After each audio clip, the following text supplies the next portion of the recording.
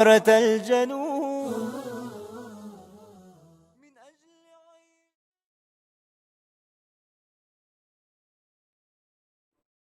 بسم الله الرحمن الرحيم. الحمد لله والصلاة والسلام على رسول الله وعلى آله وصحبه ومن والاه.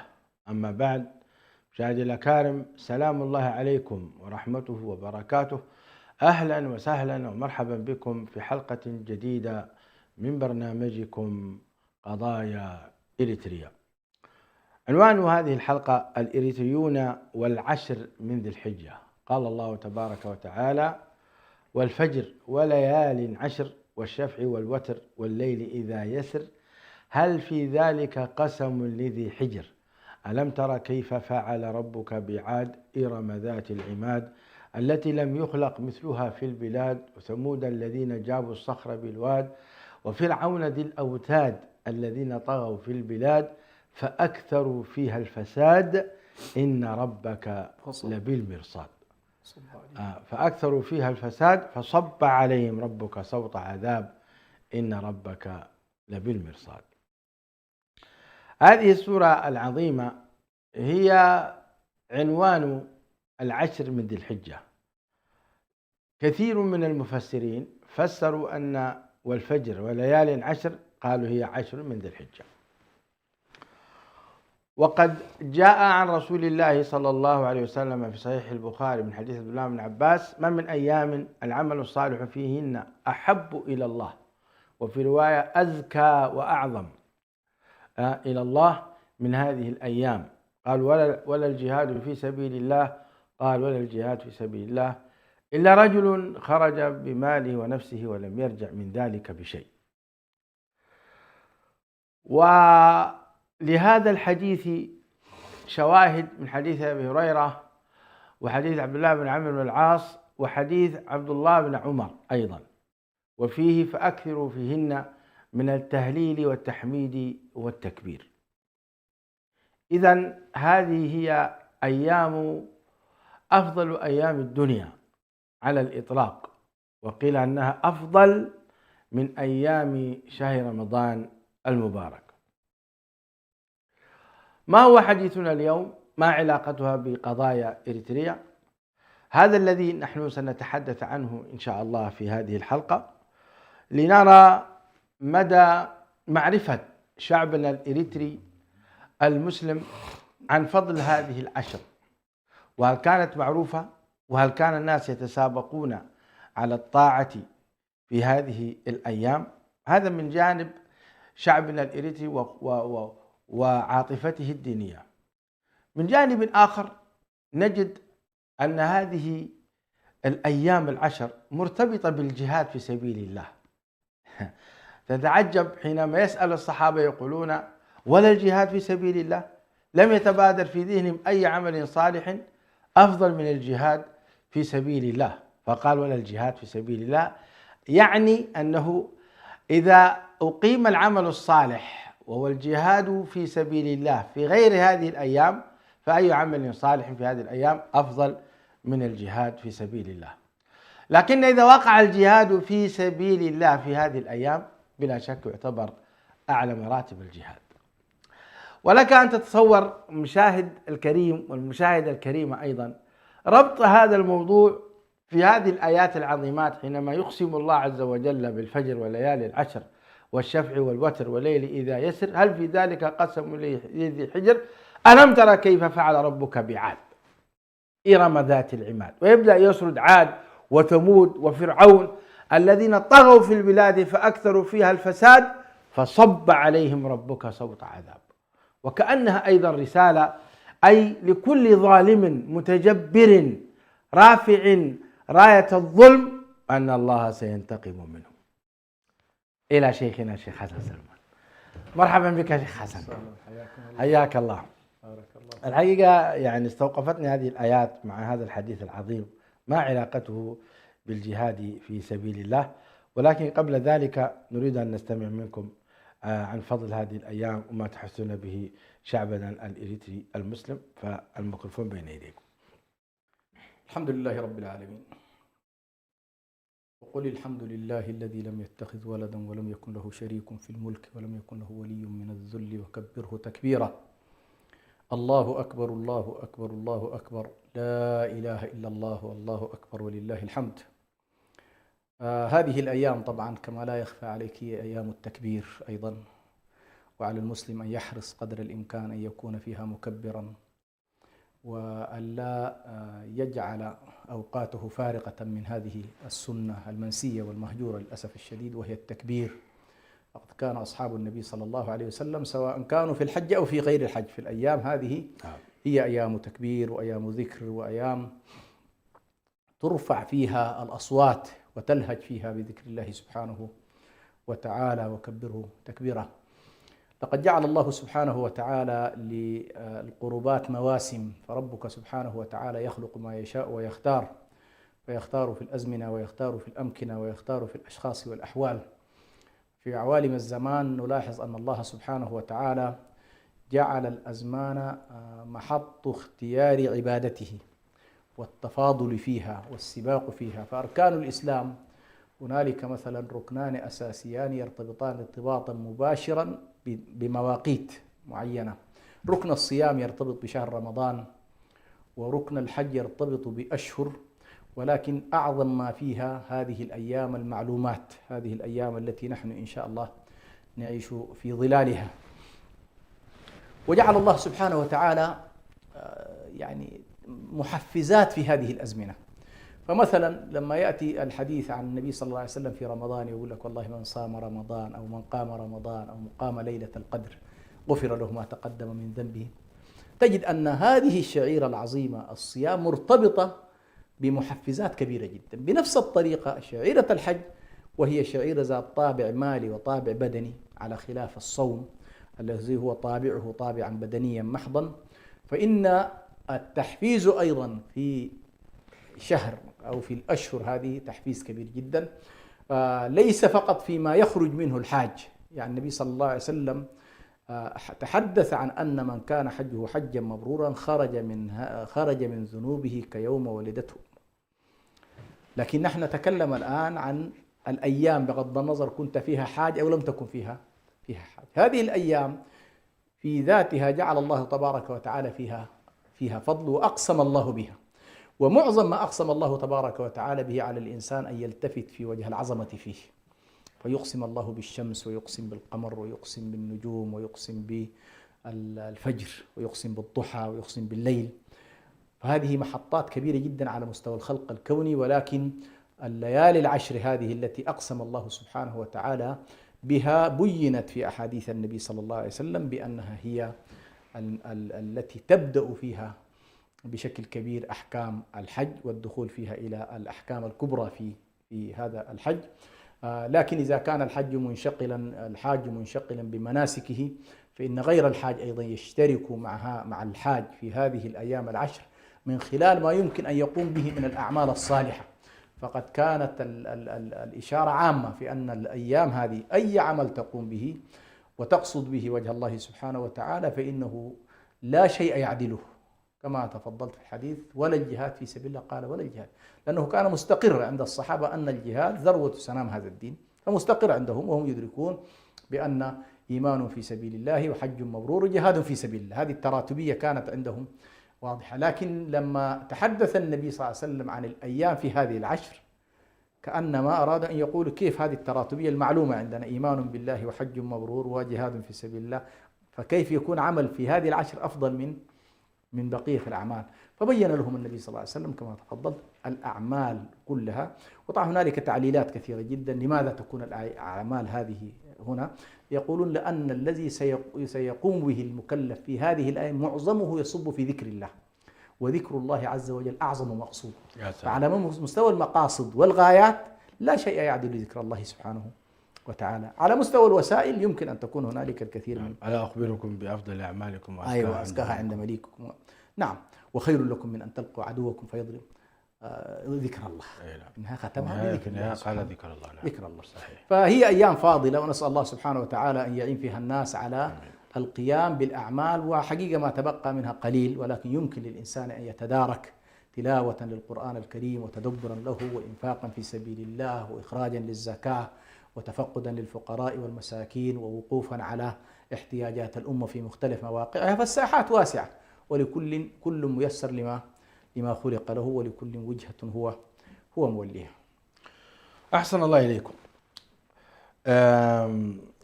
وضح لنا الآن أن هذه الأعمال الصالحة في هذه الأيام هي حبيبة إلى الله سبحانه وتعالى، وهي زكية ومقبولة، وذكرتم أن سبب في ذلك لأنها واقعة في أيام الحج الذي هو الركن الخامس من أركان الإسلام، وفيه يتنزل الرب سبحانه وتعالى إلى سماء الدنيا. وذكرتم أيضا مجموعة من الأعمال الصالحة يعني ذكر الله وقراءة القرآن والصدقة وكذا. لكن نحن نرى في هذه النصوص الشرعية ورود للجهاد في سبيل الله كثيرا، منها قول ولا الجهاد في سبيل الله، قال ولا الجهاد في سبيل، ثم استثنى صلى الله عليه وسلم وقال إلا رجل خرج بماله ونفسه ولم يرجع بذلك من شيء. إذا لا يزال الجهاد هو أفضل إذا كان في نفس التوقيت. نعم، بهذه الصورة. نعم، يعني واضح أن الجهاد يعني يتربع أعلى منصب في الأعمال الصالحة. ثم إذا رجعنا إلى الآيات الكريمات التي قرأتها وفيها يعني ألم ترى كيف فعل ربك بعاد إرم ذات العماد، ثم ذكر ثمود، ثم ذكر فرعون، ثم قال إن ربك لبالمرصاد. ما علاقة هذه العشر بالوعيد الشديد لكل ظالم كأمثال عاد الذين طغوا، وكأمثال ثمود الذين عقروا الناقة، وكأمثال فرعون الذي قال أنا ربكم الأعلى؟ وذكر الله عز وجل هذه يعني القرى التي أبيدت بثلاثة أصناف. لماذا ذكرهم؟ ما الرابط بينها وبين هذا الموضوع؟ ونحن في فترة خضوع وخشوع، وكيف ممكن الشعب الإريتري يستفيد من هذه الدروس؟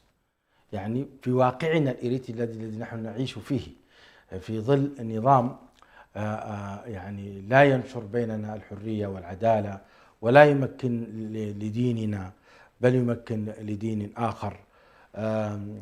نحن نعيش منذ فترة طويلة يعني الظلم الذي وقع علينا لا يخفى على شريف علمكم ولا يخفى على أيضا المشاهدين.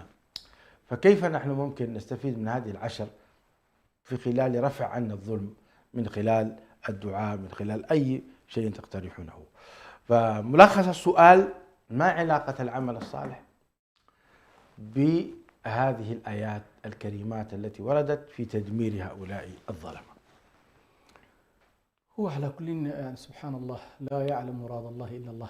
يعني نحن في النهاية نسعى إلى التعرف عليه من خلال آياته، لكن واضح جدا أن الله سبحانه وتعالى أقسم بمجموعة أشياء على هذا الأمر العظيم، وهو كيف يستفيد المؤمن وكيف ينظر النبي صلى الله عليه وسلم وهو يبدو في بداية دعوته وفي المرحلة المكية التي يكون فيها الاستضعاف ويكون فيها التنكيل ويكون فيها العلو للكافرين والاستضعاف للمؤمنين.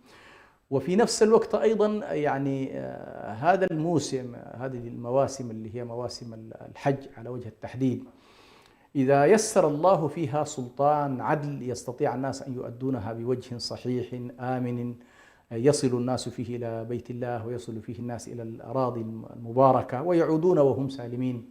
وإذا سلط الله سبحانه وتعالى عليهم حكام ظلمة ومجرمين ويفعلون في الناس مثلا بالتنكيل والقتل وغير ذلك، كما مر في كثير من تاريخ البشرية أن هذا البيت لم يكن الوصول إليه في كثير من المحطات سهل، فأحيانا كثيرا ما كان يحصل علو واستكبار ونهب وسلب للذين يريدون أن.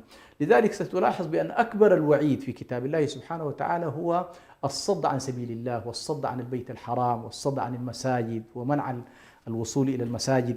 فعموما ظاهرة الطغيان تمس بشكل مباشر هذه الشعائر. هذه الشعائر سواء كان الصلاة أو الصيام أو حج ستمسها بشكل مباشر. هذا موجه. هذا لابد المسلم أن ينتبه إلى هذه الحال.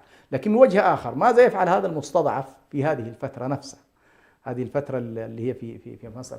في هذه الفترة يحرص المؤمن ويحرص المسلم على أن يكون قريبا من الله سبحانه وتعالى، وأن هذا الطغيان وهذا الاستكبار لا يمكن أن ينجلي إلا بأن يكون الإنسان قريب من الله سبحانه وتعالى، وإلا أن يستقوي بالله عز وجل، وإلا أن يكون الحق هو الذي سنسعى إليه جميعا في إقامته والدفاع عنه والذود عنه. لكن كل ذلك لن يجدي نفعا إلا إذا اتصل الإنسان بالله عز وجل واستقوى بربه. فمهما كان قوة الإنسان في ظل جبروت الطغيان فرعون وعاد وثمود، يمكن للإنسان أحيانا أن يقول والله هيهات هيهات أن يسقط فرعون، وهيهات أن تسقط أمريكا، وهيهات أن تسقط، هذه الأشياء تلاحظها. وربما كثير من الناس يقول لك والله هذا النظام خلاص أقبض على الأمر ولا يمكن أن يتغير. فالله عز وجل يقول لك يا أخي لا، الأمر ليس كذلك، في النهاية الأمر بيدي، أقلب هذا الملك بحكمتي وعلمي وتدبيري، فليس عليك إلا أن تقوم بما أوجبته عليك من الشعائر ومن المعاملات ومن الأخلاق ومن العقائد ومن التصورات. لماذا؟ لأنه بعد أن ذكر قول الله تبارك: ألم تر كيف فعل ربك بعاد إرم ذات العماد التي لم يخلق مثلها في البلاد وثمود الذين جابوا الصخر. في النهاية إيش قال؟ قال إن ربك لبالمرصاد. كأنما يقول لك والله هؤلاء الطغاة الذين يتسلطون على الناس، يضيقون عليهم في أديانهم، يضيقون عليهم في معاشهم، يضيقون عليهم في حياتهم، ما أجريته من سنن الهلاك والدمار على الذين سبقوا، فإن القانون الإلهي واحد، وهو منطق السنن الإلهية واحدة، وهو أني أستطيع أيضا أن أهلك هؤلاء. ولكن الأمر يحتاج من أهل الإيمان أن يكونوا قريبين من الله ومستحقين لمعيته ونصره، لأنه في زماننا على وجه التحديد، اللي هو في زماننا، اللي هو هنا أقصد به شريعة النبي صلى الله عليه وسلم، تنزل النصر يتطلب نوع من المدافعة، نوع من المدافعة، إلا تنصروه فقد نصره الله. نعم. كلام جميل يا شيخ حسن، وسأبدأ أطرح عليك أسئلة من خلال آخر ما ذكرت. كأنك قلت يعني أنتم عليكم الطاعة والاستقامة، وعلى الله نعم تنزيل العقوبة الصارمة على الظالمين. نعم. فمتى كنتم أنتم أهلا لنصرة الله فسوف ينصركم الله. نعم. ومتى كنتم أنتم بعيدين عن طاعته نعم. فإنه سينزل عليكم أيضا أنتم العقوبة أو يرفع عنكم هذا.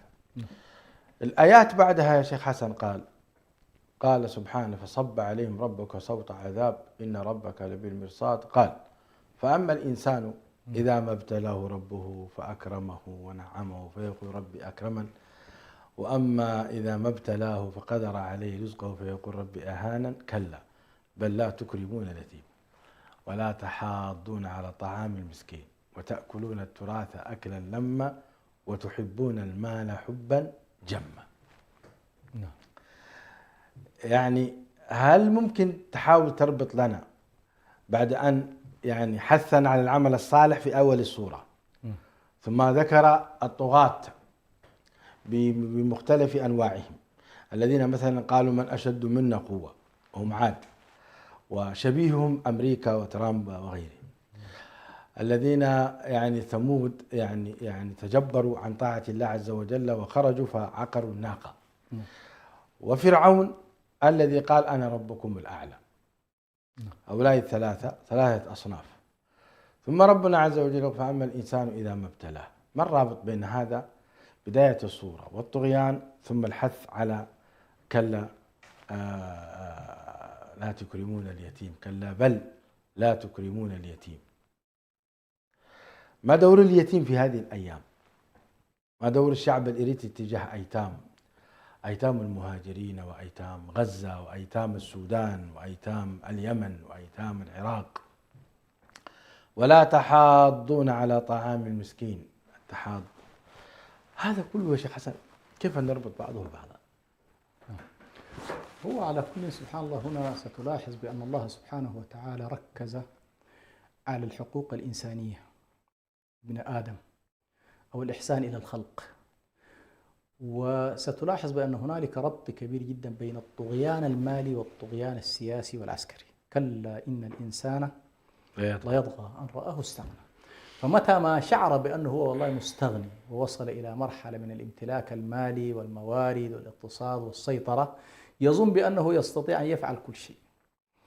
ولكن الله عز وجل في كل ذلك يريد أن يقول لنا بأن والله قانون إن ربك لبالمرصاد موجود. فالذين طغوا في البلاد عسكريا أهلكهم الله، والذين طغوا سياسيا أهلكهم الله، والذين طغوا اقتصاديا كقارون خسف الله به وبداره الأرض.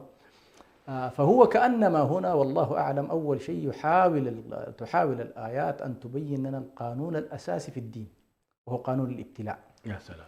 فالحياة ليست وردية، بمعنى من أكرمه الله بالمال يقول الله أكرمني، والذي مثلا لم يعطيه مالا يقول أهانا. ليس المنطق هكذا، ولكن المنطق أن الله يبتليك أحيانا بالفقر ويبتليك أحيانا أخرى بإيه؟ بالغنى. فسينظر عند الغنى كيف ردة الفعل عندك، كيف سيكون تعاملك، وسينظر أيضا إلى حالة الفقر كيف سيكون تعاملك، وينقلك أحيانا بين هذه وتلك لتتقلب بين الصبر وبين الشكر. فالشكر الغنى يتطلب الشكر، والفقر يتطلب إيه؟ الصبر.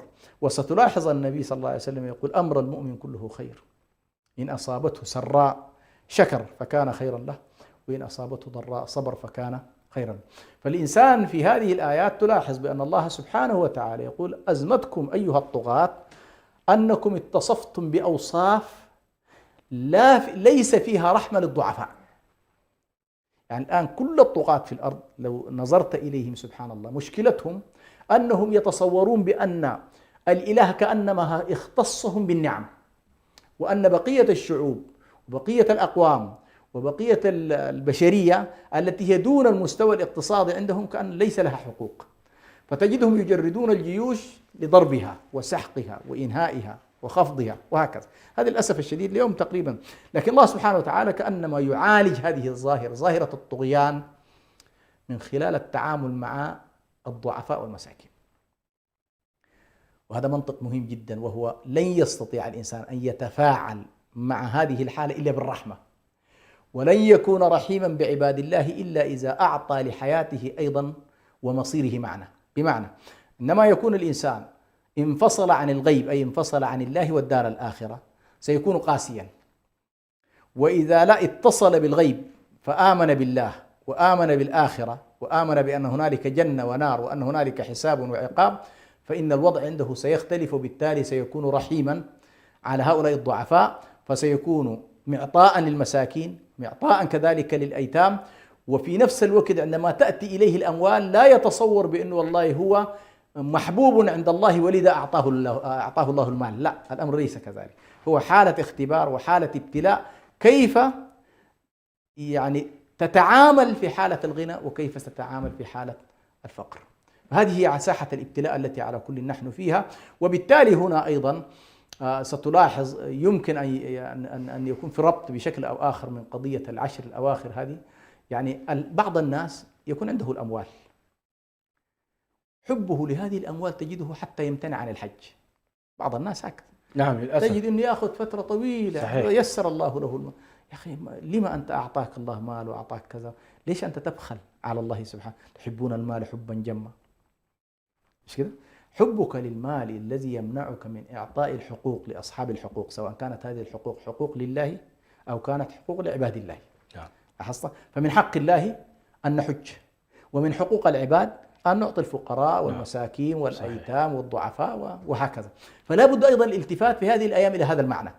تنظر نفسك إلى أن والله هل كنت أنت قادر على أن تحج ومع ذلك لم تحج؟ نعم صحيح. هل أخرت الحج مع القدرة؟ صحيح. أم أخرته لعوائق أخرى؟ هذه أيضا لها صلة. وهذا جعلنا يا شيخ حسن ندخل في حج إريتريا. نعم. حجاج إريتريا قديما كانوا يصلون 6000. نعم. اليوم من 500 من 400 إلى 500 إلى 600 فقط. أقصى حد. نعم. ما سبب ذلك شيخ حسن؟ والله شوف يا شيخنا، نحن طبعا أنا قبل كده أشرت إلى أنه كانت هنالك لجنة بقيادة أخونا دكتور عبد الله الجبرتي، حييه حقيقة من نعم مرحبا به، ويتابع قناة سلام. نعم. ويراسلني جزاه الله خيرا. يعني هو كان في من هذا المنبر كان في لجنة، يعني كان في بحوث قدمت بشأن الحج والحجاج في العالم، وكان يرأس لجنة إريتريا أخونا الدكتور عبد الله، وعملنا معه للتعرف على موضوع الحج والحجاج تفصيلا، وفي بحث حقيقة في هذا الموضوع.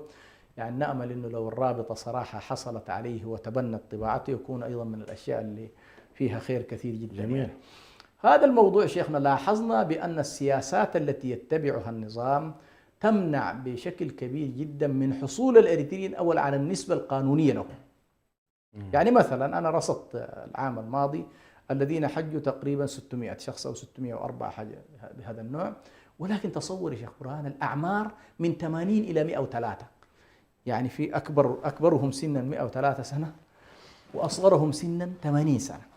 يا لطيف. أي 80 سنة هذا المسموح طيب لا اللي حجوا، على خلينا الآن أقول له الذين حجوا. أيوة. واضح جدا أن السياسات تتجه في أنه والله لا يتاح فرصة الحج مثلا لأصحاب الأربعينات وأصحاب الخمسينات، لأنه في إشكالية الخدمة الوطنية وعدم الخروج من البلد بسبب الخدمة إيه؟ هذه واحدة من الإشكالات. فعندما والله يمر بالإنسان شيخ برهان وصل 60 و70 وهو لم يمكن من هذه الشعيرة العظيمة، فهذا أعظم صد عن سبيل الله. الله المستعان. أعظم صد عن سبيل الله. والسبب يعني لا صلاة مسموح في معسكرات ساوى ولا في معسكرات الجيش. نعم نعم. ولا حج ولا عمرة. إذا هذا الشعب كيف ستكون نهايته مع منعه من مقدساته؟ وعلى كل الإنسان سبحان الله، الله عز وجل يقول إن الله لا يغير ما بقوم حتى يغيروا ما بأنفسهم. ومن أعظم ما يمكن أن يغير به الإنسان أول شيء أن ندرك إن والله علينا أن نعترف بأن الشعب الإريتري المسلم ابتعد كثيرا عن دينه وعن هويته وعن التمسك بكتابه. فلا بد عليه أن يطالب بدينه. أول قضية ما المانع أن يطالب الشعب أن يصلي بحقوقه؟ يا أخي دعوني أصلي، أنا عسكري وجيش، يعني أحب بلدي وأحب يعني دولتي وأحب هذه الأمور، ولكن دعوني أصلي، دعوني أصوم، دعوني أحج. ما المانع من هذا؟ هل إذا صلى سيكون عدو لدولته؟ هل سيكون إذا عدو ما الذي يجعل النظام يتخوف من صلاة الجندي الإريتري؟ ما الذي يا شيخ حسن؟ وضح. هو طبعا هي للأسف الشديد يعني سبحان الله النظام نظرا لتطرفه في إطار الأيديولوجيا، لأنه بعض الاتجاهات عندها خوف حتى من الهوية الدينية كشعائر، وترى انه والله اذا سمحت بالشعائر معنى ذلك سمحت بالتمييز. كل الدول تسمح بالصلاة. هي ما اقول لك هي الاشكال هنا عندما كان امريكا وهي رأس الطغيان، عندما نظام من الانظمه يرى بانه والله لا هو اذا سمح للناس معناها والله هؤلاء سيعودون الى جذورهم والى اديانهم وسيتميزون. طيب هذه الانسان هكذا، الانسان هكذا يعني الا ان تخرجه انت وتسلخه سلخا لتجعله شيئا اخر، وهذا للاسف الشديد. وبالتالي أنا في رأيي من أولى الأولويات التي لا بد المسلمين الآن أن ينتبهوا إليها، أنا في تقديري حتى أهم مما يمكن أن نسميه بالاستحقاقات السياسية، المطالبة بالحقوق الدينية، وأن لا يكون هنالك تنازل عن هذا الموضوع، ويجب أن يتفق عليها الجميع من هم في الداخل ومن هم في الخارج. يعني قضية إنه والله أن يصلي المسلمون وأن يحج المسلمون وأن يؤدوا صلاتهم في كل المواقع وبعيدا عن أي شكل من أشكال الإكراه، هذا لا علاقة له بأنه والله يمثلون في السلطة السياسية أو لا يمثلون في السلطة السياسية. نعم مشكلة كبيرة. أي هذا خلط كبير جدا. وبالتالي في تقديري لا بد من أن التصعيد في إطار المنظومات الحقوقية في هذا الجانب. يعني في معسكرات ساوى في داخل الجيش الإريتري الصلاة ممنوعة، وفي الساحة المدنية بناء مساجد جدد ممنوع نعم. التوسع في هذا الباب ممنوع. نعم. مجال سجن العلماء وسجن القراء والحفاظ وارد. نعم. فلماذا هذا الشعب المسكين يمنع عن دينه؟ وهنا يا شيخ حسن، نعم، وهنا أنا حقيقة هذه الآيات كأنها تخاطب المسؤولين في النظام الإريتري والمسؤولين في حتى لو لم يكونوا موجودين في النظام. يقول ربنا عز وجل: كلا إذا دكت الأرض دكا دكا وجاء ربك والملك صفا صفا وجيء يومئذ بجهنم يومئذ يتذكر الإنسان، أي إنسان؟ الإنسان، وأنى له الذكرى، يقول يا ليتني قدمت لحياتي. فيومئذ لا يعذب عذابه أحد ولا يوثق وثاقه أحد. أنا سؤالي الآن، المسؤولين في النظام الإريتري من المسلمين، يعني من الجنرالات والكبار، والمسؤولين أيضا في الإفتاء في دار الإفتاء، وإن كان لا يوجد اسم دار الإفتاء نعم. حاليا. نعم. والمسؤولين في وزارة الأوقاف وأئمة المساجد وعامة التجار في داخل إريتريا وخارجها، ألا يعني يفهمون معنى هذه الآيات؟ كلا إذا دكت الأرض دكا دكا وجاء ربك والملك صفا صفا. تصوير مخيف جدا ليوم القيامة، وجيء يومئذ بجهنم. يعني كلنا سنقف، فإن كانوا مؤمنين ومسلمين فهذه الآيات المفترض تحرك قلوبهم، وإن كانوا غير مؤمنين وغير مسلمين فهذه طامة الكبرى. ما هو تعليقكم؟ طبعا سبحان الله، القرآن الكريم هو كتاب البشرية لا كتاب المسلمين.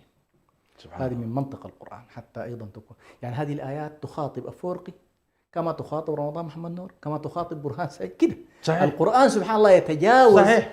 لأنه هو حتى إسياس أفورقي هو للكل مطالب بهذا. مطالب نعم. بمعنى أنه يحذر من الطغيان، ويحذر من الاستبداد، يحذر من كذا. هو في نهاية المطاف هذا الكتاب سبحان الله كتاب ليس عنصري، نعم. وليس خطاب خاص لأهل الإيمان فقط. أهل الإيمان يدخلون في أحكام معينة، لكن لاحظ سبحان الله في قضايا الإيمان بالله، قضايا الآخرة، وقضايا الخوف من ظلم الناس، وقضايا الوعيد والوعد، يعني حتى سبحان الله يفرق القرآن بين الكافر والكافر الظالم. يعني أحيانا قد يكون كافرا غير مؤذي يحاسب على كفره، لكن تصور يكون كافر وظالم يحاسب على الثنتين، على أمرين. نعم. يعني الآن داخل النظام ممكن يكون في شخص كافر لكنه لا يحرص أن لا يظلم الناس، نعم. يحاسب مع الله على كفره، نعم. لكن لما يدخل الظلم سيدخل حساب مع الله وحساب مع الخلق، نعم. وحساب الله سبحان الله أهون، يعني حساب الله مع خلقه أهون من حسابه لصالح الخلق. هنا سنلاحظ بأن المسؤولية ستقع كما تفضلت بشكل كبير جدا على المسلمين أولا، لأن كثير من المظالم واقع عليهم، وبالتالي هنا لا بد أن يكون هنالك من يقول لا. ورحم الله القادة العسكريين، ورحم الله القادة الأهليين والدعاة والمشايخ الذين قالوا لا حتى وإن ماتوا، ولكنهم سجلوا موقفا يذكر لهم إلى اليوم باعتبارهم أبطال في هذا الوطن. يعني مثل الشيخ موسى عليه رحمة الله، رحمه الله، أراد أن يقول والله دعونا نعلم أبناءنا، لم يطالب بسلطة ولا بثروة ولا قال نريد مناصفة في الحكم، لم يطالب به، ومع ذلك سجنوه حتى مات. هنالك من رأى بأنه والله يتصور بأنه بإمكانه أن يغير، أنه في يده دبابات وفي يده سلاح وكذا، مثل مجموعة 13 مثلا مجموعة فورتو الذين قصدوا مباشرة أنه والله إسقاط النظام، وأيضا حصل لهم ما حصل. على كل هؤلاء سبحان الله ليست العبرة بأنهم نجحوا أو فشلوا، ولكن العبرة بأنهم حاولوا وبذلوا ورفضوا الظلم وقالوا كلمة الحق وكان ذلك موقفا. نعم. وأحيانا يكون الحياة كلها موقف. نعم. يعني والموت جاي على الجميع، جاي على الكل. على كل في هذا الجانب شيخنا استحضار هذه المعاني العظيمة التي ذكرتها. للأسف أنا والله اللي في الداخل أعذرهم، اللي على الأقل خاضعين أحيانا الخوف سبحان الله لبعض المسلمين حتى وهم في ديار الغرب لا يريد أن ينحاز إلى صف المسلمين في إطار مطالبهم. يقول لك والله يا أخي نجتنب هذا. كيف تجتنب هذا؟ أنت على الأقل الآن لا خاضع لسلطانهم ولا لجوازهم ولا لأي شيء، ومع ذلك أنت لازل تتخاف. لا، الداخل يا شيخ حسن، الدعوة إلى أنهم ينقلبون على النظام أو يخرجون عليه، هذا منكر لا يقال بهذا، وإنما نقول طالبوا بحقوقكم الدينية، احترموا القوانين، لكن صلوا، صوموا، زكوا، حجوا. لماذا النظام يمنعهم من هذا؟ لماذا النظام يا شيخ حسن؟ هو طبعا هو الإشكال شيخنا، حتى برضو الواقع يكون يعني الواقع حتى يكون صورته بالنسبة ما هو أنت الآن في مواجهة مع السلطة مباشرة. يعني هذا الشاب الذي يريد أن يذهب في ساوة ليصلي، لا لماذا تواجه السلطة؟ لكن تحاول تقنعهم. أنا معك يا جماعة، أنا أحب بلدي وهذا برد سلاح أنا أدافع به عن بلدي، خلوني أصلي حتى إذا مت أذهب إلى الله وأنا يعني مسلم.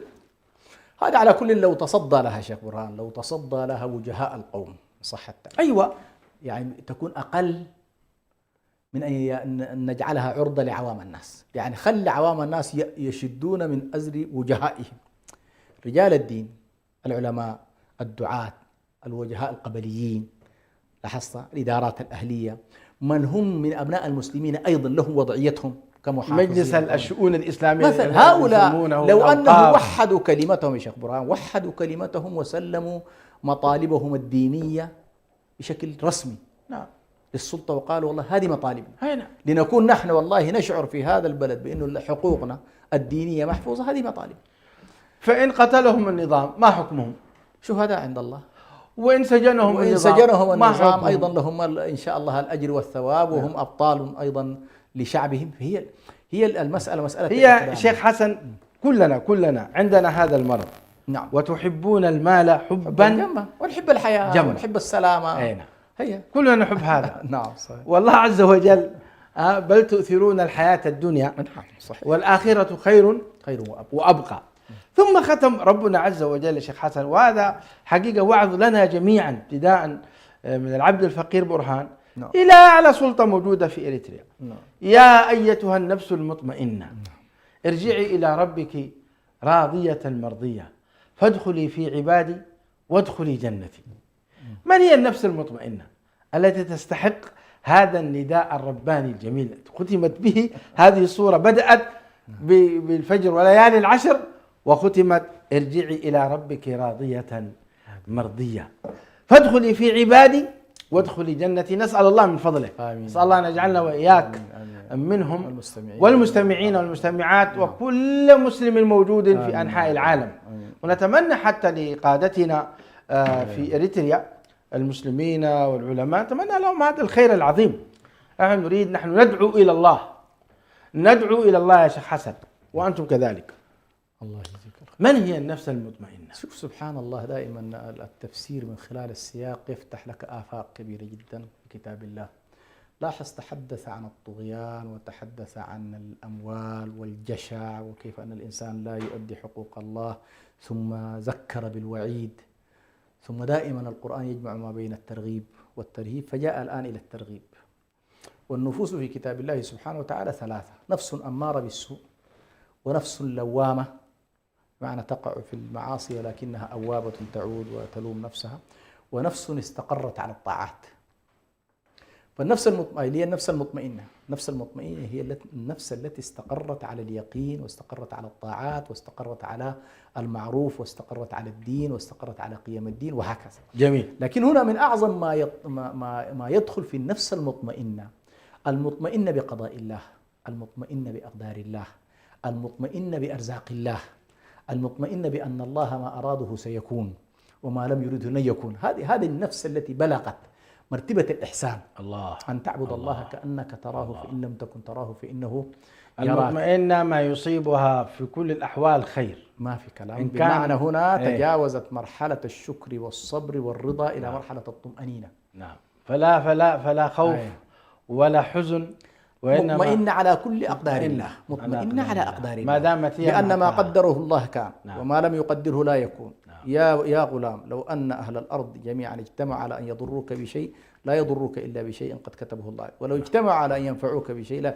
هذه الروح المطمئنة هي التي ستجعلك تقدم، وهي التي ستجعلك تنفق، وهي التي ستجعلك تأمر بالمعروف وتنهى عن المنكر، وهي التي ستجعلك تجاهد في سبيل الله، وهي التي ستجعلك تنحاز لأمتك وشعبك وتكون، وهي التي ستجعلك داعيا إلى الله سبحانه. لماذا؟ لأنك أنت مطمئن، سلمت أمرك لله. هنا ربنا عز وجل ذكر نفسين. نعم. النفس الأولى قال يومئذ يتذكر الإنسان وأنى له الذكرى يقول يا ليتني قدمت لحياتي. هذه النفس الأولى. النفس الثانية الصالحة قال يا أيتها النفس المطمئنة ارجعي إلى ربك. ما المقصود بيوم يتذكر الإنسان؟ خصوصا نحن اليوم نذكر أنفسنا ونذكر شعبنا الإريتري من القيادات والجنرالات والرؤساء والمسؤولين والسفراء وغيرهم المتحملين يوم القيامة هذا الموضوع، مسلمين ومسيحيين كما تفضلت. نعم. من المقصود بيومئذ يتذكر الإنسان وأنى له الذكر؟ هذا الذي طغى وكان في سكرتهم، كما قال في سكرتهم يعمهون، لم ينتبهوا إلى أحكام الله ولم يخافوا الله ولم يقدروا الله حق قدره، ولم يعتبروا بأن هنالك يوم آخر فيه مساءلة وفيه حساب وفيه جنة وفيه نار، ولم يلتفت ولم يبالوا في هذه الدنيا بالدعاة إلى الله عز وجل وتذكيرهم، ولم ينظروا في لحظة من اللحظات إلى كتاب ربهم، ولم يقدموا لشعبهم ما يجعلهم عند الله سبحانه وتعالى من المقبولين. هذا الذي أضاع هذه الفرصة سيعود إلى الوراء في لحظة من اللحظات لينظر إلى هذا التاريخ الأسود، ولكن بعد فوات الوقت وأنى له الذكرى.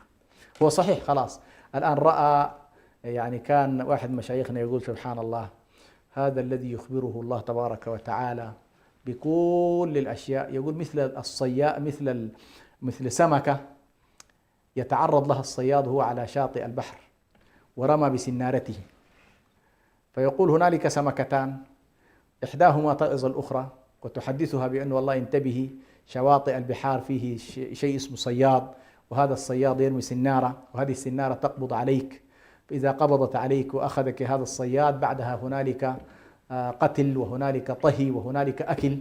فيقول مجرد ما السنارة تقبض عليها هذه السمكة، يقول ستتذكر كلام أختها الأخرى التي كانت تنبهها وكذا، وستعرف أنه والله ما قالته ما بعد السنارة كله سيكون حقيقيا، مع أنها ما دخلت إليه وأنى له الذكر. فهذا الإنسان الغافل الساهي الذي لم يبالي بما عند الله سبحانه وتعالى، ستأتي لحظة من اللحظات وهي لحظة اليقين، اللي هي لحظة الموت، لحظة الموت اللي هي عين اليقين. نعم. والموت عين اليقين، والكل سيموت، والكل سيموت. وإذا دخلنا في لحظة الموت فسندخل في حق اليقين بعد ذلك إلى أن هذا الموت وما بعده له أيضا. طيب هذا الإنسان الظالم الذي ذكر الله عنه هذه الأوصاف، نعم، هل له ارتباط يوم يتذكر الإنسان يعني الظالم وأنى له الذكرى يقول يا ليتني قدمت لحياتي؟ لاحظ الآن قدمت لحياتي. نعم. هو الآن حياته مضت. ليش عبر بحياتي؟ لأن الحياة الحقيقية هناك. نعم. هي الحيوان لو كانوا يعلمون. فهو نسي مسكين، نسي الحياة الآخرة وانشغل بإيه؟ بمظاهر الدنيا الخداعة اللي هي انشغل بساحة الامتحان عن الغرف التي هيأها الله للفائزين بعد الامتحان. كأن الله يذكره يقول له أيها الإنسان الظالم وأنت في الدنيا وأنت في الدنيا نعم. لن تتعدى من عقوبة ثلاث. عاد أهلكوا بالريح، نعم. ثمود أهلكوا بالصيحة، فرعون أهلكوا بالغرق. نعم. فأنت أيضا ربما تهلك بمثل هذه الثلاثة أو بغيرها. نعم. أو ولله جنود السماوات والأرض. نعم. أو بغيرها. نعم. نعم. تعليقكم حول الربط بين هذا الإنسان الظالم وبين هؤلاء الظلمة عاد وثمود وفرعون في بداية السورة. نعم. وإن ربك لبالمرصاد. هو طبعا الله سبحانه وتعالى يعظ هذا الإنسان حتى الكافر. سبحان الله، أنا زمان كنت يعني أقول أحيانا كيف أن الله عز وجل في هذا القرآن يخاطب الكافر بالآخرة، هو لم يؤمن بكتابه ولم يؤمن به، كيف؟ فوجدت سبحان الله هذه المسألة، كيف أن القرآن لا يتعامل مع المنطق العقلي للإنسان فقط، ولكنه يذهب إلى عمق نفسه. نعم. وعمق قلبه وعمق فطرته. وهذا الذي غفل عن فطرته القرآن يخاطب فطرته ليس عقله. نعم. ليحيي الفطرة. فيقول له والله شوف أنت، وكأنك تشير إلى قوله تعالى وإذ أخرج ربك من بني آدم من ظهورهم ذريتهم وأشهدهم على أنفسهم ألست بربكم قالوا بلى. نعم. ليش؟ أن تقولوا يوم القيامة إنا كنا عن هذا. جينات هذا الإنسان تعترف، جيناته تعترف بربها. وكما قال على عزة بقوته الإنسان كائن غيبي، البعد الغيبي يصيح في داخله، ولكن هو بطغيانه بمعاصيه بذنوبه يحاول أن يحصل له الران ويحصل له التغطية. القرآن الكريم يقتحم هذه الأسوار على الإنسان، يخاطب فؤاده ويخاطب عقله ويخاطب قلبه ويخاطب فطرته ليقول له أنت ستقدم علي. هذا الصوت الذي في داخلك يجب أن يستيقظ، ثم تعتبر بمن سبق. أنت في وضع سياسي، طغيان سياسي أمامك فرعون، طغيان مالي أمامك قارون، طغيان ديني وثقافي وكذا أمامك هامان. أي شكل من أشكال الطغيان الذي يمكن أن يجعلك تتألى على خلق الله. أعد هذا الربط الجميل. نعم. يعني أي شكل من أشكال الطغيان السياسي نموذجه فرعون. نعم. الظاهرة الفرعونية. نعم. بجنودها وبجيشها وما علمت لكم ما علمت لكم طغيان سياسي. الطغيان السياسي. نعم. وهذا إشكاليته كبيرة. الطغيان المالي الذي غالبا يستظل بالطغيان السياسي ظاهرته فرعون، هنا ظاهرته قارون. وقارون نموذجه حتى برضه نقرب الحالة للإريتريين، هو شخص منتسب لبني إسرائيل ويجب أن ينحاز إلى موسى وقومه، ولكنه انحاز إلى السلطة السياسية، كما ينحاز بعض أبناء المسلمين اليوم إلى السلطة السياسية لحماية مالية، والحماية دنيوية وكذا، يقول لك خليني في فهذه ما تنفعكم، لأنكم يوم القيامة ستقولون يا ليتني قدمت لحياتي. نعم. هذا الربط هو الذي يؤثر الشخص. النموذج الثالث، نعم. هامان هذه شخصية غريبة، يصلح أن يكون وزيرا، ويصلح أن يكون رجل دين، ويصلح أن يكون إعلامي، ويصلح أن يكون مثقف، ويصلح أن يكون نخبوي. المهم هو حول السلطة السياسية، الثقافية، الدينية، الفنية، التوجيهية. هامان لاحظت؟ ابن لي صرحا لعلي أبلغ الأسباب. هذا النموذج. فالطغيان بأشكاله الثلاثة، الله وهذا مثاله مثال العالم السيء، نعم. والمثقف السيء، نعم. والإعلامي المجرم الذي يصفق للنظام. أحسنت. الذي يصفق للظلم، الموظف السيء الذي يحمي الظلم. أحسنت. هذه نماذج. وبعد ذلك تأتي أيضا وجنودهما، يأتوا الجنود العاديين. نعم. الجندي اللي بيشوف نفسه غلبان ويشوف نفسه مسكين، الجند الذي يحمي مثل هذا الظلم، مصيره مصير ايش؟ الإغراق. ما في حاجة اسمها أنا مغلوب على أمري، لا بالعكس. ما في حاجة اسمها أنا. هل هذا يعذر؟ هو كذلك. هل هذا يعذر؟ أي شخص يقوم بحماية الطغيان ويمارس للأسف الشديد على الآخرين الشكل من أشكال التعذيب، أو شكل من أشكال الاعتداء والعدوان والتجسس والإخبار عليهم وكشف أسرارهم، كل هؤلاء بلا شك يدخلون في معاونة الطاغية. زي ما قال أحمد بن حنبل، قال لي والله أنا ما عندي شيء إلا أني فقط أكتب لهذا، قال لي بك ستبدأ بك سيكون، لأنه أصلا يستقوي بمن؟ الحاكم يستقوي بهذا الكاتب وبهذا الجندي وبهذا الشرطي وبهذا النائب وهكذا. فالظاهرة الفرعونية القرآن الكريم يحاول أن يعريها، ويحاول أن يخاطبها خطابا تهديديا، خطابا فيه وعيد، خطابا فيه إهلاك وإقراق، وحين يقول لهم والله ستقرقون في الدنيا قبل الآخرة. هذه إشكالية كبيرة جدا في هذا الجانب. والعجيب أيضا أن الله سبحانه وتعالى هنا يخاطب الإنسان بنفسه. نعم. سيقف أمام الله سبحانه وتعالى أيا كان، صح. رئيس، مرؤوس، سفير، جندي، نعم. ضابط، ظالم، إنسان، حتى لو كان إماما للمسجد. أحسنت.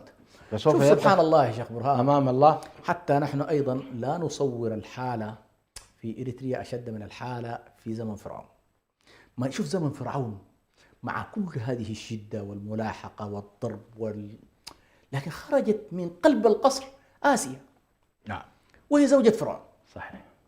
وتخرج امرأة ماشطة زوجة فرعون. أي والله. وتخرج خادمة. نعم. يرفضون الظلم. ويخرج مؤمن فرعون ويرفضون الظلم. نعم. مؤمن آل فرعون يقول لا. هذه هل سيوجد في إريتريا ماشطة فرعون؟ هل سيوجد في إريتريا آسيا بنت مزاحم؟ بإذن الله إذا تحرك القرآن، نعم. وتحرك المسلمون بهذا القرآن سيوجد كل ذلك، وسيكون الهلاك أقرب مما نتصور. هنا أقصد بالهلاك زوال الظلم وزوال الطغيان، بس فقط كيف نبدأ وكيف نتحرك وكيف نحشد الطاقات وكيف نخاطب جميع الشعب الإريتري بأن والله يا أخواننا خلونا نزيل هذا الظلم الذي يمسنا جميعا. بارك الله فيك. مشاهدي الأكارم، كنا في حديث ماتع مع الشيخ حسن سلمان حول العشر من ذي الحجة التي وردت فيها النصوص في فضلها وحثت على التسابق للعمل الصالح فيها. ومن أهم العمل الصالح أن يرفع الإنسان الظلم على نفسه، وأن يقول كلمة حق حتى يكون سيد الشهداء. أسأل الله تبارك وتعالى أن يرفع الظلم والبلاء عن إريتريا خاصة وعن جميع بلاد المسلمين عامة، كما أسأله سبحانه وتعالى أن يمن علينا هذه الآيات المبشرات: يا أيتها النفس المطمئنة ارجعي إلى ربك راضية مرضية فادخلي في عبادي وادخلي جنتي. قولوا آمين. اللهم آمين، اللهم آمين. هذا أخوكم برهان يحييكم، حتى ألقاكم في الأسبوع القادم إن شاء الله مع حلقة جديدة في برنامجكم قضايا إريتريا. استودعكم الله الذي لا تضيع ودائعه. والسلام عليكم ورحمة الله وبركاته. إريتريا يا جارة البحر ويا منارة الجنوب، إريتريا يا درة البحر ويا منارة الجنوب.